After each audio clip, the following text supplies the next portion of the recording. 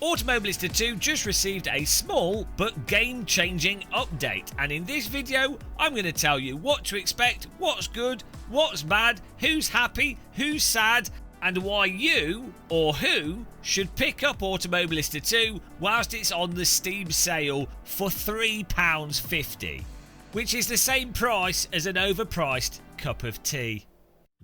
To be able to unsubscribe, you have to subscribe first, so subscribe to unsubscribe, and of course, if you enjoyed yourself, you can click the like button, though it's too early to tell if you've enjoyed yourself, so I don't know why you'd click it now.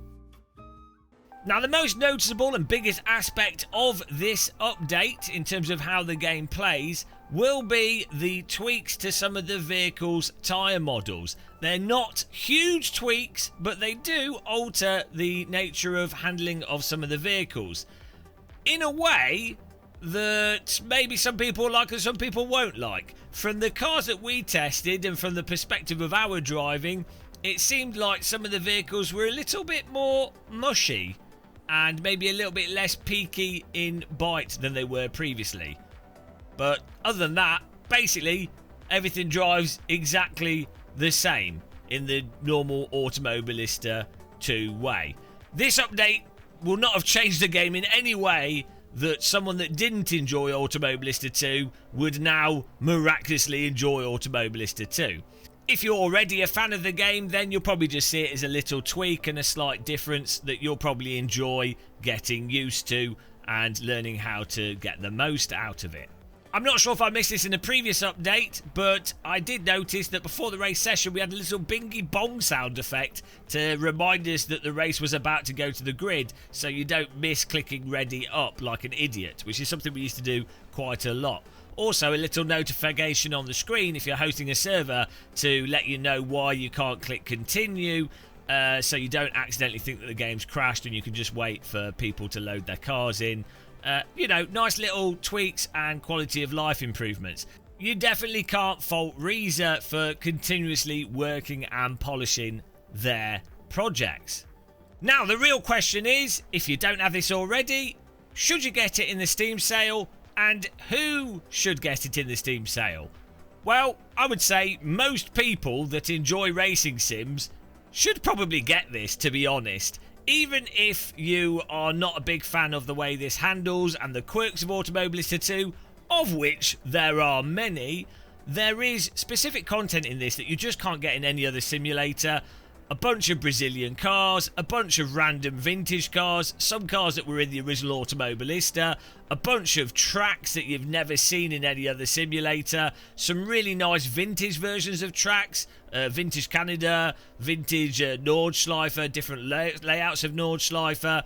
There's just a whole bunch of stuff in this sim that you can't get in anything else. Then outside of that, it does look really nice as a sim. Runs on an absolute potato. This sim runs nicely even on a Steam Deck, and as a result of that it also runs absolutely fantastic if you've got a VR headset. You also just have this in a nice package, so unlike some other simulators when you buy them and you then need to fiddle with them to get them to actually be decent games, or you really have to install things and add stuff to it and do all this other stuff. With MS2, if you buy the £3.50 version of the game, you might not have all the DLC, all the locations and all the add-ons, but you have a good chunk of stuff there that you can get a really good time out of with your VR headset. Now, this game does not have a really in-depth proper single-player career mode to it, but it does have pretty decent AI that you can race against. I wouldn't say it's the best AI in sim racing. It's probably slightly better, give or take, than R-Factor 2's AI. Not as good as iRacing's AI, but, you know, it's in the sort of top 5 of AI to race against. They do weird stuff. They will crash into you. They do a whole bunch of weird stuff. But you can put AI on this on a decent setting, on the second to highest aggression setting, and you'll have a pretty good race, to be honest. And again, doing that in VR with like time of day and weather and everything, it's really quite spectacular and really quite accessible. For this update, we've got a fresh install of Windows, so we've been installing games afresh. So when we installed this update, it was completely brand new, fresh install of Automobilista 2.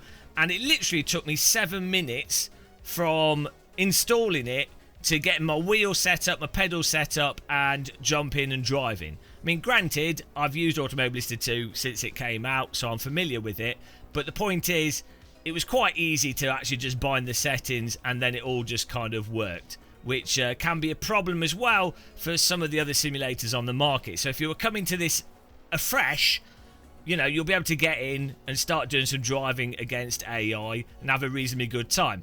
Another feature that's worth being aware of, given that this game is not the most active online and also the netcode's a bit weird, but another feature that's really good is that if you've just got a couple of friends, which you probably don't because you're a sim racer, but let's say you have a couple of friends, maybe one friend, you're really lucky, then you can create a server and you can fill it with AI, and you and your friend can join it and you can race against the AI in a race, which is really quite fun to see, starting at the back with your friend, who can come out on top of the AI or who can punt the most AI. You know, there's just a bunch of silly fun things you can do, and that's also a fun way to explore content and just have a good time in a more realistic type of racing game.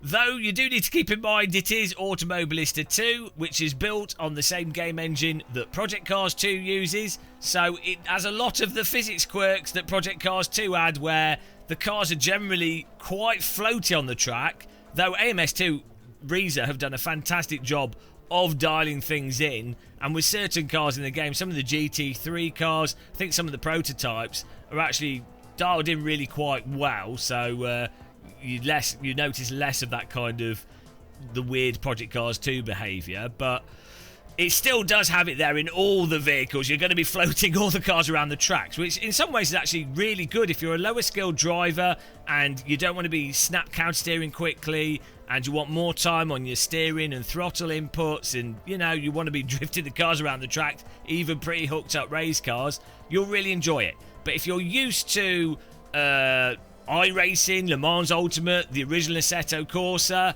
and you go to this title, you will find it just lacks that kind of snappy bite, while still having quite a snappy oversteer and an incredibly responsive throttle pedal, especially on some vehicles in the game still. So, you know, if you're looking for the peak of realism on your home simulator, this is probably not the sim to go for. In that case, I'd go for the original Assetto Corsa, and if you're going for the online ranked multiplayer, you know, you want to race the hardest people you can find online or have really packed ranked grids, then I would go for Le Mans Ultimate and iRacing.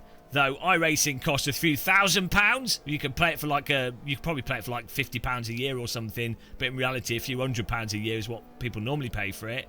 And Le Mans Ultimate is like £30, £35 for the base content, but £80 to unlock everything.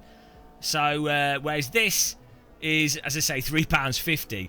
Only really the original Assetto Corsa you can get for like £5 or £6, and then you have infinite mods. So in terms of value for money, AMS2 and AC1 are pretty much where it's at. But as I say, the real selling point of AMS2 is that it is in a nice solid package, whereas with AC you'll be tempted and you'll be drawn into getting modifications to drive down motorways and downloading mod cars and tracks, and you know, it's a lot harder to set up a server in the original Assetto Corsa. So this can be really good as a quick purchase. You and your mates jump in, do some driving, drive some random content, and have a really fun time. So all in all, just a really nice update from Reza. Again, probably to capitalise on the Steam Summer Sale. The same thing that you saw with the update that was for Wreckfest 2's Early Access and a whole bunch of other games. They do updates, people cover it, it gets the press, and then it's on sale. Not a bad idea. It's win-win for new players, and it's win-win for old players. Now, I will say, though, I do kind of get the feeling that AMS2 is in its kind of old people's home phase. It's nice and polished. I'm sure it's going to get more DLC. But by the end of this year, there's going to be quite a few new simulators, and I think AMS2 will fall to the wayside. If you look at player numbers, in January it reached its all-time high of 1,000 or so players, but then it's been dwindling each month since then.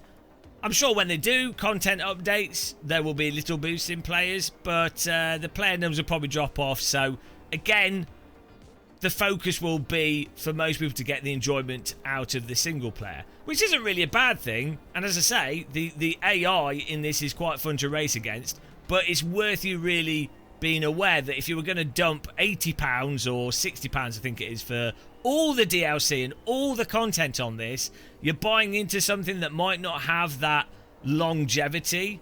And then when it comes to the handling and stuff, if you were getting new to sim racing, this has very specific quirks to its handling. So if you start to learn how to drive this and learn this well, those skills are really not going to apply to some of the newer sims on the market that have more realistic physics.